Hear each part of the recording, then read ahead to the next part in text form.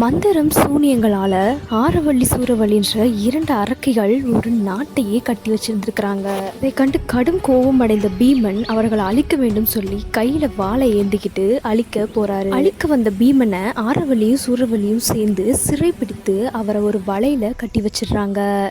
இதை பார்த்த கிருஷ்ணர் பீமனை காப்பாத்துறதுக்காக இறங்கி வராரு. பீமனை காப்பாற்றவும் செய்கிறாரு. அந்த 2 பெண்களையும் அடக்குவதற்காக பாண்டவர்களோட தங்கை மகனான அள்ளிமுத்துவ போருக்கு அனுப்புறாங்க. அள்ளிமுத்து வனபத்திரகாளி அம்மனை வணங்கிட்டு அந்த 2 பெண்களோட சாம்ராஜ்யத்தை வேரோட அழிச்சிட்டு வந்துடுறாரு. இதுல மிரண்டு போன ஆரவள்ளி தன்னோட மகளை அள்ளிமுத்துவுக்கு திருமணம் செய்து வைக்க முடிவு பண்றாரு. ஆரவள்ளி மகளோ அள்ளிமுத்துவுக்கு சாப்பிடும் சாப்பாட்டுல விஷத்தை கலந்து கொடுத்து அள்ளிமுத்துவை கொலை பண்ணிடுறா. அள்ளிமுத்துவை காப்பாத்துறதுக்காக அபிமன்யு மீளா தவம் இருந்து அள்ளிமுத்துவோட உயிரை மீண்டும் புதுப்பிக்கிறாரு. அள்ளிமுத்து மீண்டும் இந்த உலகுக்கு உயிரோட வராரு. இந்த முறை ரொம்ப சக்தி வாய்ந்த ஒரு வீரனா அள்ளிமுத்து ஆரவள்ளியோட சாம்ராஜ்யத்தை அழிக்க போறாரு.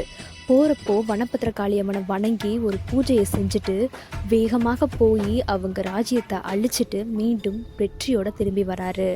இது வனபத்திரகாளி அம்மன் வரலாறுல ஒரு கதையாக இன்னமும் பேசப்படுது.